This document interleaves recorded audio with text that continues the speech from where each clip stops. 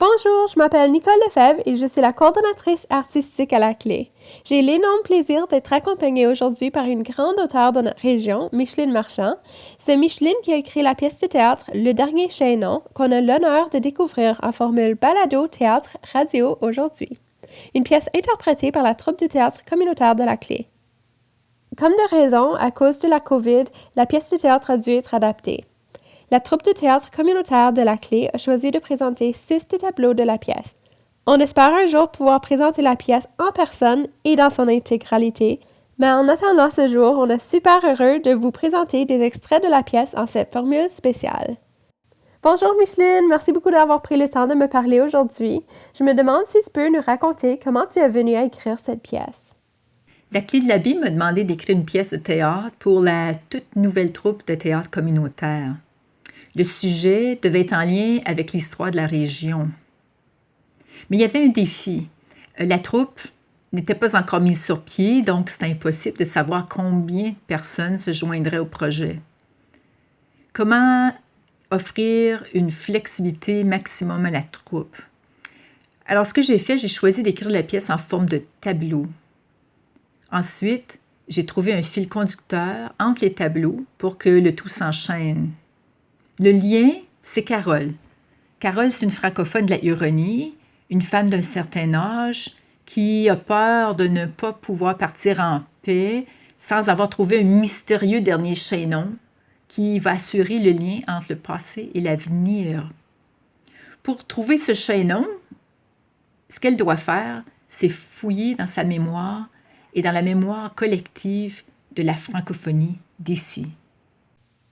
Qu'est-ce qui a inspiré les tableaux?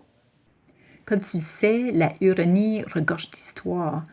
Donc, j'ai exploré quelques enjeux importants pour les francophones de la région et certains événements clés de notre passé. Parfois, c'est des événements plus lointains, par exemple la venue d'Étienne Brûlé chez les Wendat, et aussi des événements plus contemporains, par exemple la manifestation du 1er décembre 2018. C'est la première fois que tu écris une pièce de théâtre. Est-ce que c'est différent de l'écriture, par exemple, d'un roman? Écrire un roman, c'est une œuvre très personnelle.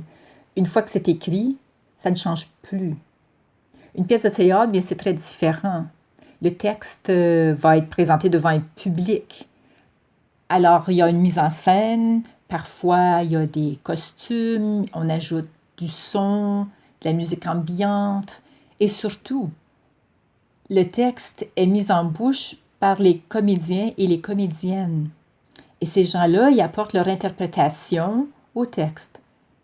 Ils apportent leur voix, leurs gestes et leurs émotions aussi. Je tiens donc à remercier les membres de la troupe de théâtre communautaire de la Clé qui ont porté leur couleur au texte. Merci Annick Maheu, Laura Jones, Louis Lefebvre, Nicole Lefebvre, Norton Baker, Bernadette Marchand à la direction et Nathalie Nadon pour les conseils artistiques. Merci beaucoup Micheline et maintenant, sans plus tarder, voici les 6 tableaux choisis de la pièce Le Dernier Chaînon.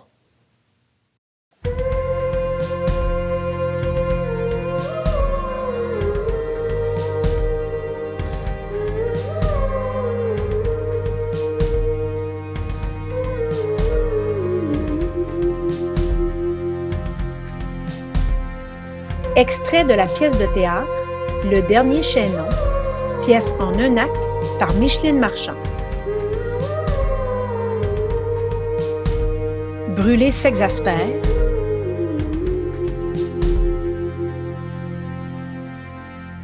Côté jardin s'illumine. Sur la scène, il y a 2 bûches. Champlain et Brûlé arrivent sur scène en pleine conversation.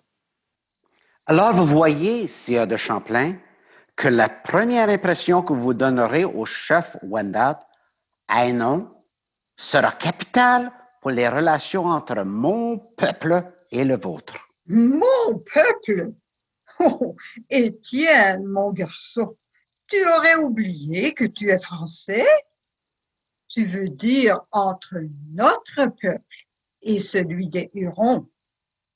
Ces gens s'appellent Wendat dans leur langue, mon sieur. Ça signifie les gens de la péninsule, le Wendake. Vous verrez, si vous passez un peu de temps ici, dans le Wendake, La Huronie. la Huronie, le pays finira par vous changer un peu. Pour le mieux, j'espère. Le village de Toanché, qui vous recevra demain, se trouve justement au nord de la péninsule de la Huronie. Et le capitaine Aénon de Toanché, il est comment? Un bel homme, grand, droit, éloquent, respectueux de tout le monde, d'une grande prestance et franchise. Pas comme vous. Je veux dire qu'il ne s'habille pas comme vous. Ses vêtements sont simples et, vu que nous sommes en plein été et qu'il fait chaud, il en portera sans doute beaucoup moins que vous. Bon. Alors, demain, quand nous arriverons à Toanché, tu joueras ton rôle de truchement, comme d'habitude. Oui, mon sieur. Comptez sur moi pour traduire fidèlement toutes vos paroles dans ma langue. Dans leur langue. Votre accueil à vous tous, membres du clan de l'ours, m'apporte un grand contentement. Votre cœur semble aussi bon et aussi immense que votre pays. Votre lac est fort grand et à cause de la grande étendue de celui-ci, je l'ai nommé la mer douce.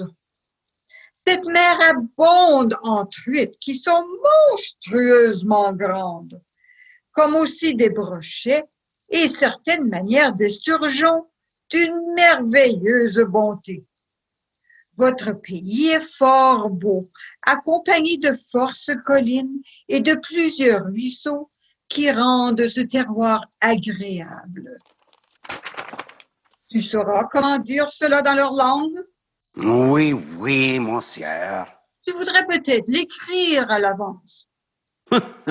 Vous oubliez, mon sieur de Champlain, que je ne sais point lire ni écrire, et que même si je le pouvais, les Wendat n'ont pas de langue écrite, sauf leur ceinture wampum. Leur ceinture wampum? Ceinture wampum. Le chef Aénon vous en remettra peut-être une demain. Ces ceintures contiennent des figures qui présentent leur histoire, des ententes entre clans ou nations. Comme nos traités. En quelque sorte, sauf que les indigènes ont tendance à les respecter. Donc, si Aénon me remet un cadeau, je devrais en faire autant. Si, Je dirai à mon domestique de préparer une couverture de laine et un chaudron en cuivre. c'est un bon début. Si notre alliance avec les Hurons se solidifie, nous pourrons leur apporter notre foi et notre civilisation. Le père Le Caron doit arriver avec l'autre groupe de nos compatriotes bientôt. Sans doute un jeune homme comme toi a-t-il le goût de prendre une épouse parmi les femmes du pays? Quand il y aura des prêtres dans la Huronie, tu pourras te marier. C'est un peu tard pour ça. Et mon amoureuse qui aimerait bien rencontrer mon chef. Je ne sais pas comment je lui présenterai Andisha, mon ami, ma femme. Oh, on verra bien. Mais pour revenir à demain, mon sieur, vous devez éviter les faux pas. N'affichez pas vos airs de supériorité. Aénon vous traitera comme si vous étiez le roi de France. Mais pour lui, un roi est comme tout le monde. Il vous respectera et s'attendra que vous en fassiez autant. Mais comment serons-nous placés? Aénon se mettra à genoux devant moi. Non, vous êtes le délégué d'une nation qui rencontre le chef d'une autre nation. Vous vous regarderez dans les yeux. Bon, je m'en remets à ton jugement. Depuis 5 ans, tu as bien accompli la mission que je t'ai confiée au moment de t'envoyer vivre parmi les Autochtones. Tu as appris leur langue et leurs coutumes. Oh, il se fait tard. Je vais me coucher pour être frais et dispo pour la rencontre demain. Nous partons à l'aube. Bonne nuit, mon sieur. Il faut que je me trouve un prétexte pour le laisser là, Champlain. Je vais partir en voyage d'exploration ou en mission pour recruter d'autres nations pour nous aider dans la guerre contre les Iroquois. Autrement, il va finir par me rendre fou. Brûlé, c'est le premier francophone bilingue en Ontario. S'il ne fait pas attention, il va se trouver dans l'eau chaude. Il va se brûler les doigts ou plus encore. Ça sera dommage qu'il finisse dans les flammes.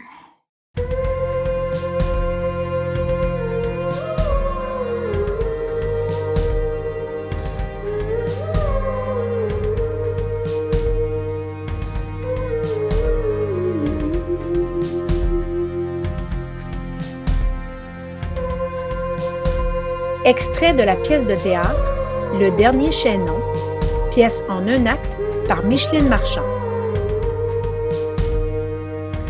Qui mettra le feu à Sainte-Marie?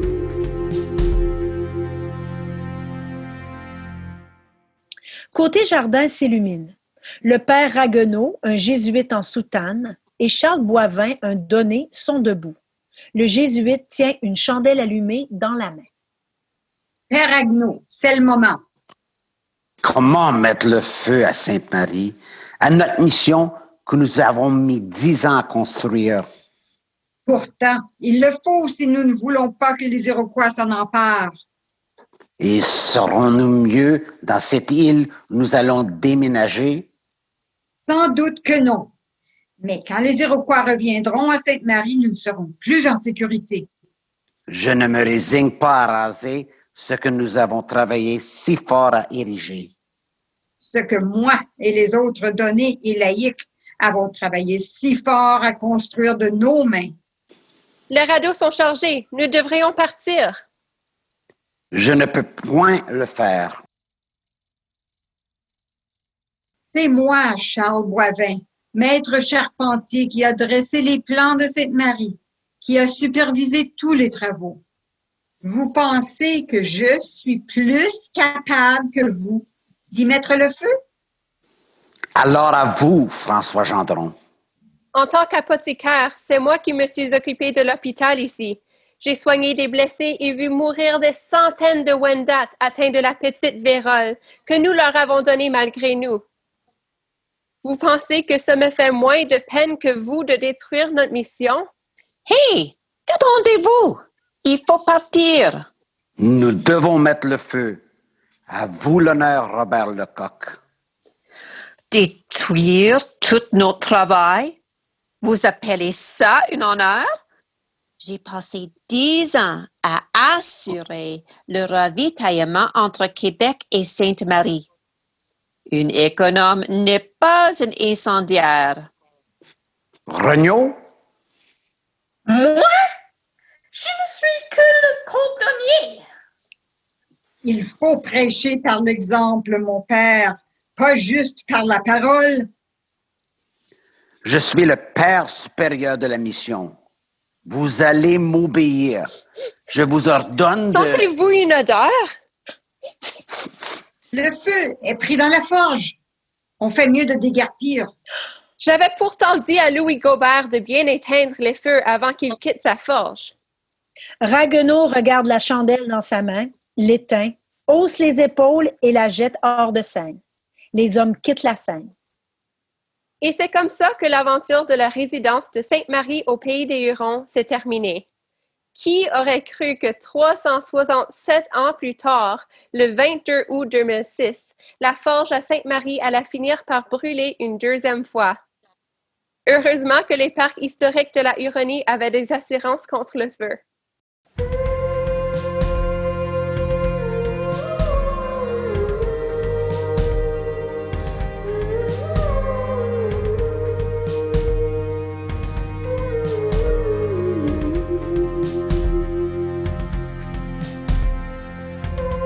Extrait de la pièce de théâtre Le Dernier Chaînon, pièce en un acte par Micheline Marchand. L'espoir des fiancés.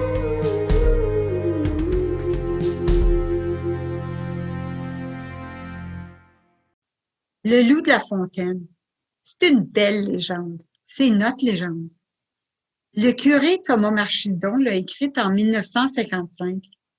Je m'en souviens parce que cette année-là, on fêtait le centenaire de la paroisse Sainte-Croix. Il paraît que le curé Marchidon a rencontré le loup quand il avait 2 ans. C'était en 1902. Il s'était perdu près d'un ruisseau. Puis le loup, c'est lui qui l'a sauvé d'une noyade certaine. Faut croire que la bête était pas si méchante que ça. Pourtant, on raconte qu'il a semé la terreur à la fontaine. Même que les jeunes amoureux ne se fréquentaient plus. Il était fort, ce loup-là. C'est le jour du mariage de Rosanna et de Célestin. Les fiancés sont debout devant le prêtre. L'habillement évoque les années 1910.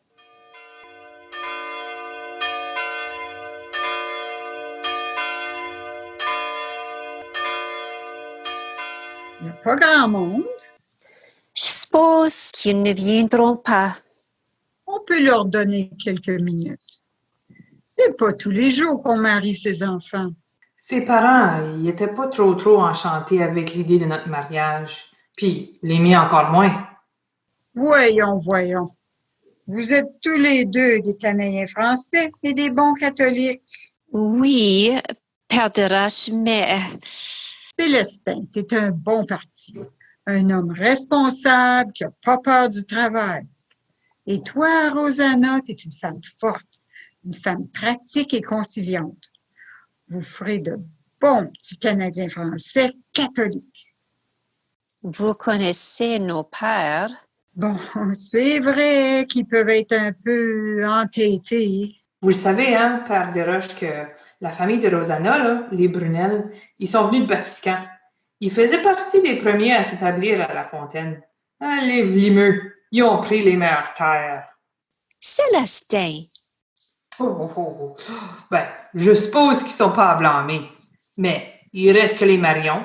Quand on est arrivé plus tard de Joliette, on a dû s'établir où ce que les terres étaient un peu moins bonnes. C'est pourquoi que nos familles ne se côtoient pas. Ah oui, on se voit bien à messe, mais à part de ça... Là... après cette histoire de loup, je pensais vraiment que ces chicanes de clocher, c'était fini. Ce n'est qu'une légende. Oh, je vous le jure, le loup a existé. Je m'en souviens. Tu as donc vu ce loup qui aurait terrorisé la paroisse? Ben, non, mais vous, plus que n'importe qui, vous devriez le savoir. On n'a pas besoin de voir pour croire. Vous savez, notre mariage sera le premier célébré entre des familles issues de ces deux groupes de pionniers. Nos parents ne comprennent juste pas que les vieilles chicanes, ça ne nous intéresse pas. Nous, on veut vivre nos vies. Puis, faire des enfants avec la personne qu'on aime. On a décidé que notre bonheur, c'est ce qui compte. Mais j'aurais tant aimé que mes parents soient là pour partager notre bonheur. Rosanna, ils viendront pas. Ni les tiens, ni les miens. On entend un hurlement de loup. Célestin, Rosanna et le prêtre, surpris, lèvent la tête et regardent vers la porte d'entrée de l'église. Oh, commençons. Je vais vous marier avant que le loup finisse par revenir.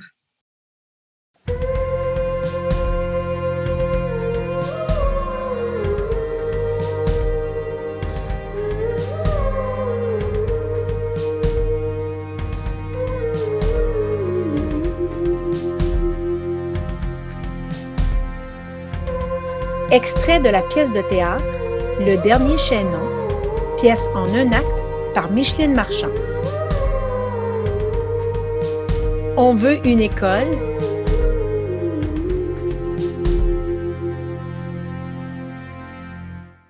Une Une adolescente, défiante, les poings sur les hanches, regarde le public. Je suis allée à l'école primaire en français. Je comprends pas pourquoi je pourrais pas continuer à étudier en français au secondaire. Quelques cours dans ma langue, c'est tout ce que m'offre le Penetanguishene Secondary School. Puis ça, c'est quand il n'y a pas de conflit d'horaire. Hé, je me souviens de ça. Je m'en souviens très bien. J'étais là. Je ne comprends rien. Une école secondaire de langue française, c'est ce qu'ont recommandé les études du conseil scolaire de Simcoe. Puis c'est ce même conseil scolaire qui refuse de nous la donner. On veut notre école. Je veux un milieu scolaire où je peux m'épanouir en français. Une école où, comme moi, le personnel enseignant et les élèves auraient à cœur notre culture française. Ils sont têtus, les conseillers scolaires. Rien ne les fait bouger. Ni les pétitions, ni les lettres, ni les avis des experts en éducation. Fini la soupe à la grenouille, notre éducation faut que ça grouille. On est même allé cogner aux portes de Queen's Park. Le premier ministre Davis et sa ministre de l'Éducation, Betty Stevenson. C'était sûrement du bien bon monde, mais ils ont refusé de nous entendre. C'est pour ça qu'on les a un petit peu de travers. On savait vraiment plus quoi faire pour faire bouger ce conseil scolaire. 2, 4, 6, 8. On veut notre école tout de suite. Alors, on a créé notre propre école, l'école secondaire de la Huronie. Je suis allée, moi, toute une année. Moi, puis 53 autres élèves. 2, 4, 6, 8. On veut notre école tout de suite. 2, 4, 6, 8. On veut notre école tout de suite. 2, 4, 6, 8. On veut notre école tout de suite. Dommage, vous n'étiez pas là en 1979. Puis imaginez que ça a pris le référendum sur l'indépendance du Québec pour que le gouvernement ontarien nous offre un accord de principe pour la construction de notre école secondaire française. Le pire, c'est qu'on a dû continuer à lutter un autre 7 ans pour avoir une éducation équitable pour nos jeunes. Nous autres, les Franco-Ontariens et les Franco-Ontariennes, on dirait qu'on peut jamais se reposer.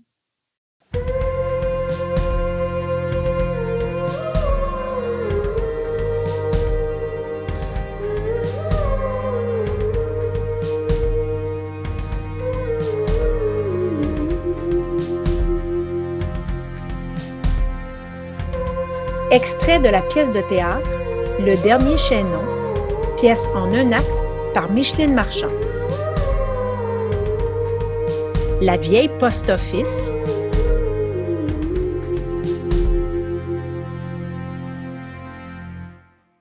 Le vieux Damien arrive à la clé de la baie avec une enveloppe en main. Il regarde à l'intérieur de l'enveloppe avec satisfaction. Il colle l'enveloppe avec sa langue. Ça en prend de la salive. En plus, ça a un mauvais goût. J'ai souligné le long du village 3 fois. La Fontaine. Même Post Canada pourrait pas se tromper. Vous êtes ici pour faire une demande spéciale? T'es qui, toi? La nouvelle animatrice de la radio communautaire. C'est plus la post-office ici? Oh non, ici c'est la clé de la baie. C'est un centre culturel depuis 1974. Pourtant, ça ressemble drôlement à la post-office. Vous vous êtes peut-être perdu? Pour voir où se situe le bureau de poste, on pourrait chercher sur Internet. L'Internet? Oui, on pourrait voir en ligne. Je suis un peu mêlé, mais rassurez-vous, je ne me perds jamais parce que j'ai un atlas. Mon atlas. Je vois ma planète à vue d'espace. Quand je me perds, je me ramasse. Mon atlas dans mon atlas, mon atlas. Oh, vous aussi, vous aimez cette chanson-là. Elle passe souvent à CFRH. Mais si ce n'est plus la post-office, comment mon petit-fils va-t-il recevoir cette lettre? Voici ma demande spéciale. C'est ça, votre demande spéciale? Une lettre? C'est important que mon petit-fils la reçoive. Son avenir en dépend. Ah. Oh! Damien Robitaille! Vous êtes son grand-père! Il porte mon nom. J'ai bien souligné le nom du village 3 fois. T'es sûr que tu sais où c'est?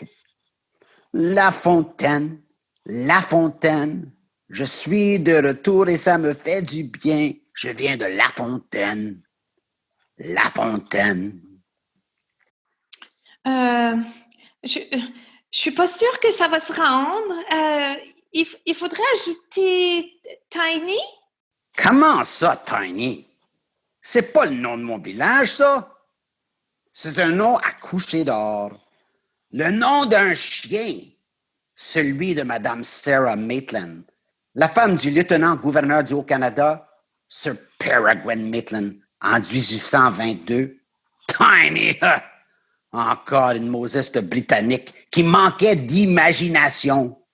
C'est pas le nom de mon village. Comment diable le postier va savoir où c'est? Tiny. C'est même pas sur une carte. Oh, inquiétez-vous pas, Monsieur Robitaille. À bien y penser, je suis sûre que votre petit-fils recevra vos mots. C'est vrai que grâce aux deux Damien, bien du monde connaît La Fontaine. La Fontaine, quand j'ai quitté, ça m'a fait de la peine, je viens de La Fontaine. La Fontaine. Les patates, elles sont bonnes, on joue au hockey dans un pavillon, on peut faire La Fontaine. Je t'aime, LA.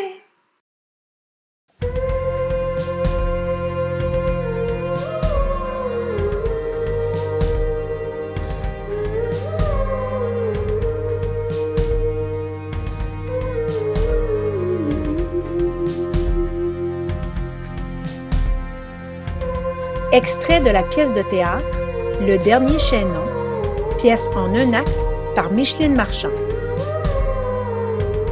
La manifestation du 1er décembre 2018.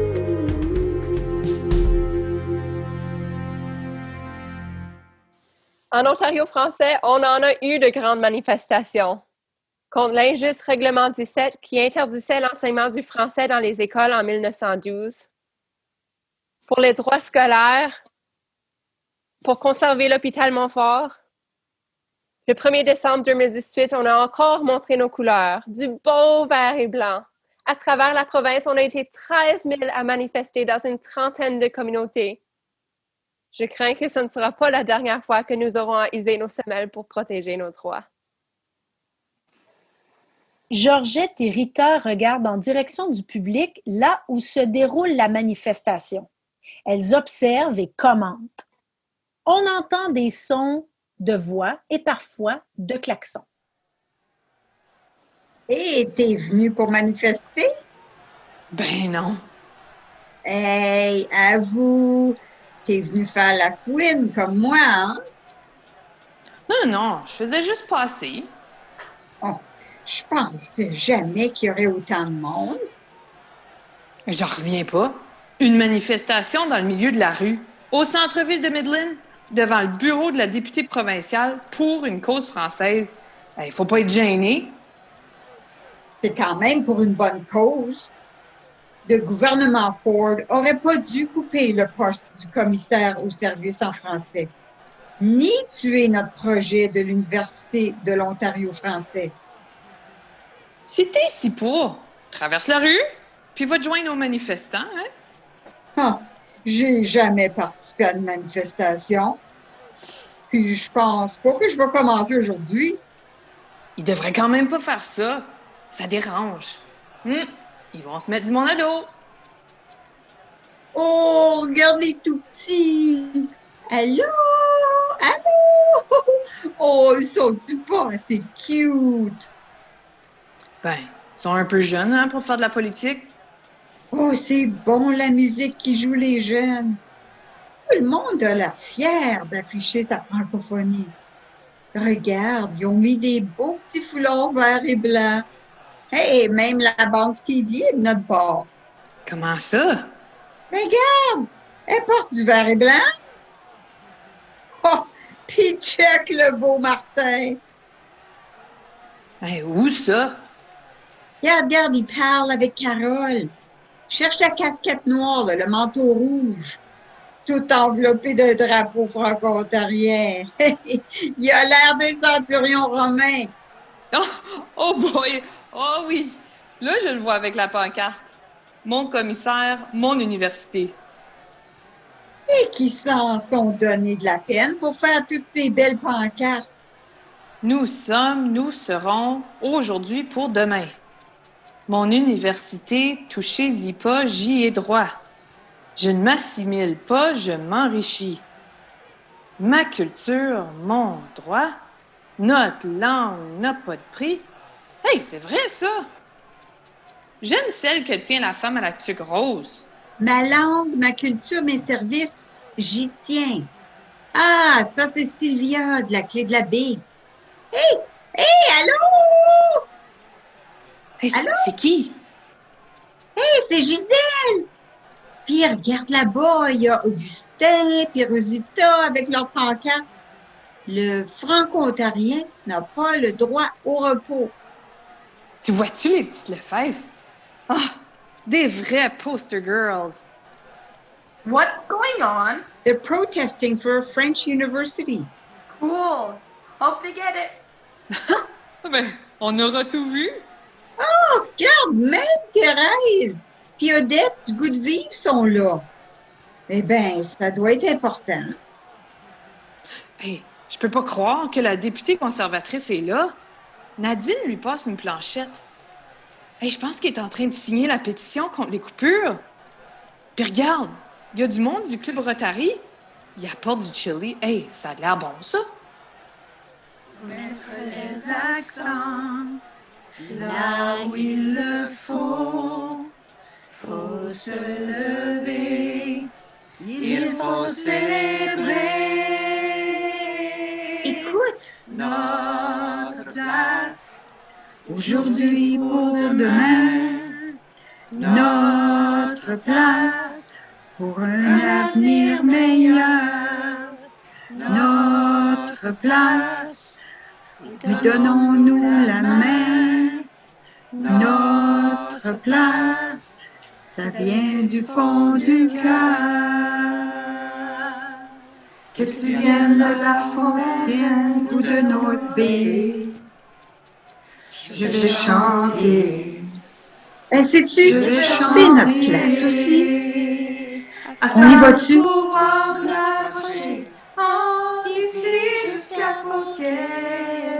Je vais chanter, je vais chanter.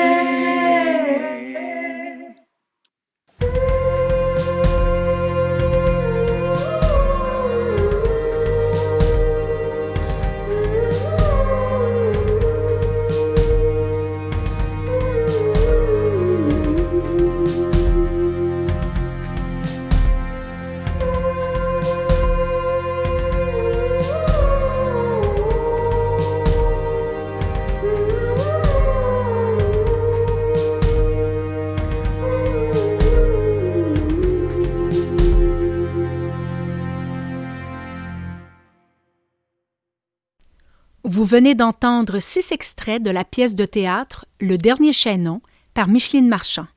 Les voix que vous avez entendues sont celles de Bernadette Marchand, Louis Lefebvre, Laura Jones, Annick Maheu, Norton Baker, Nicole Lefebvre et Nathalie Nadon.